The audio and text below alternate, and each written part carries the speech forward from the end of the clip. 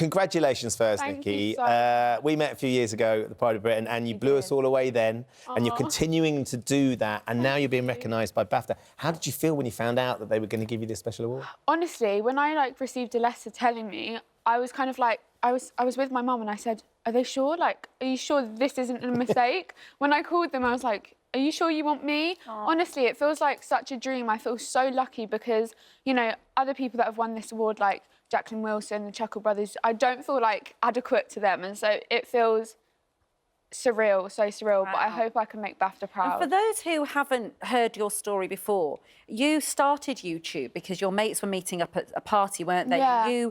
Was it because of your condition that you had to stay in that particular night, for example? Yeah, so basically, after I was diagnosed, my symptoms worsened really quickly. And so I wasn't really attending school very much or any other extracurriculars. And I'd always watch videos online, but never thought to make one. And I'd always be that child that would pick role play over any toy, you know, pretending I was on TV, American accent, you know. And so as I was seeing my friends less because I was so unwell, I decided that I needed to put my energy into something because I lost all touch with the outside world and people my own age. And so one day I just filmed a video on our family iPad and I asked my mum and dad if it would be okay to post it on a channel as a project for myself to kind of escape from the hardship of basically what my condition was bringing.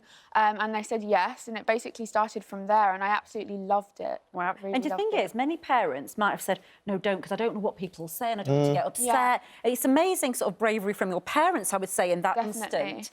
To actually, because, you know, all kids want to do it, and we're thinking, just get off YouTube. Yeah. You do feel that way. But you're one of those stories where all the kids watching going, see? Yeah, and having embraced it, it's led to so much, Nikki, for you. Yeah, no, it's been amazing. And I think, like, you know, my mum and dad were worried. You're doing your Nikki Meets series, whereby you get people in and you get to interview, and what a list of people you've had in. I know. And then you bake for them as well. I do. So we saw you with Jeremy Corbyn. You made the scones. He brought his own jam. I know, he has an allotment. It's always really scary interviewing people, especially people, you know, that are in politics, because you never know what they'll be like. But he was so relaxed and chill and really humble and lovely, so... And you did Theresa May as well. She was lovely too, actually. I was really nervous as well, but it went really well, so I was really happy. Who's next on your list, then? I would love to do, I mean, this probably will never happen, but I'm such a fan of, like, Billie Eilish. She's a big idol of mine. But I'd also love to do, like, some Harry and Meghan from the royal family. There are so many people I'd love to do. David Attenborough. There's so many people still on my list that I'd love to talk to and interview. And you know, your confidence is such an inspiring thing, I think, to everybody, actually. What is your... You must get lots of, you know, young people who admire you and think, God, I wish I could be like her. What would you say about resilience and grit and all of those things? You know, if they're being picked on at school, or, you know, all of those things. What is your... What do you say to them? What's your mantra, anyway? Do you know what? It's a really hard one. And when I was younger, I found it so hard to understand why these bad things were happening to me.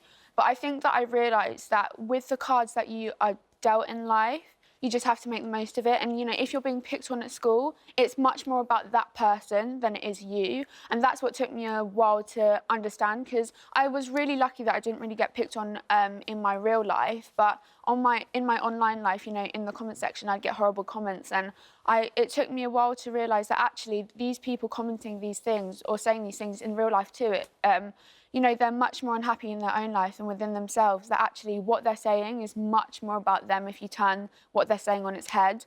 And where you are at the moment is not where you'll be in the future. You know, a bad day doesn't equal a bad life. And I think that's what a lot of people think. They think that, you know, what they're going through is going to always be that way, but it's not. Do you know, incredibly wise words coming from someone so young. That's why you're winning a BAFTA Special Award. Thank you. Couldn't be more proud of you, Nikki. Oh, thank you so much for coming in. Have an amazing time Sunday. I know you're going to love it. And we look forward to seeing the vlogs about it. It's you are brilliant. You too. And you have brilliant parents, clearly, as well. They've done a decent job, haven't they? They really have.